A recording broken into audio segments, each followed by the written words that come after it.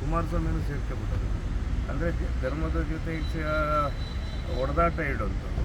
ಈಗ ಜಾತಿಗಳ ಮಧ್ಯೆ ಕಲಹ ಹುಟ್ಟಾಕಕ್ಕೆ ಕುಮಾರಸ್ವಾಮಿ ಪ್ರೋತ್ಸಾಹ ಈ ಒಂದು ಕೃತ್ಯ ಮಾಡೋದನ್ನು ನಾವು ಖಂಡಿಸ್ತೀವಿ.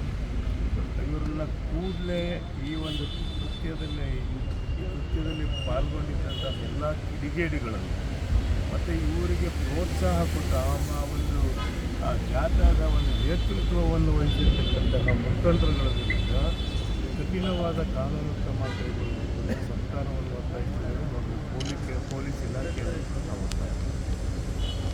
ಇಂಥ ಘಟನೆಗಳು ಮರುಕಳಿಸದಂತೆ ಮಂಡ್ಯ ಜಿಲ್ಲೆಯಲ್ಲಿ ಒಂದೇ ಕಡೆ ಅಲ್ಲ, ಈ ಒಂದು ಘಟನೆಗಳು ರಾಜ್ಯದಲ್ಲಿ ಎಲ್ಲೂ ಕೂಡ ಮರುಕಳಿಸದಂತೆ ಎಚ್ಚರಿಕೆ ವಹಿಸಬೇಕು ಅಂತ ಸರ್ಕಾರವನ್ನು ಒತ್ತಾಯಿಸ್ತಿದ್ದೇವೆ.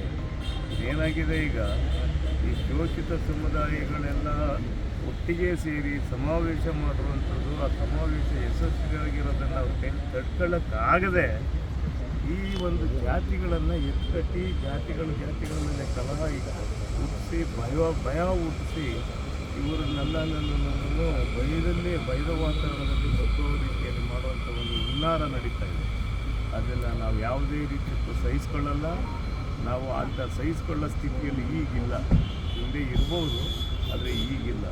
ಇಂಥ ಘಟನೆಗಳೇನಾದರೂ ಮರುಕಳಿಸಿದ್ರೆ ಈ ರಾಜ್ಯಾದ್ಯಂತ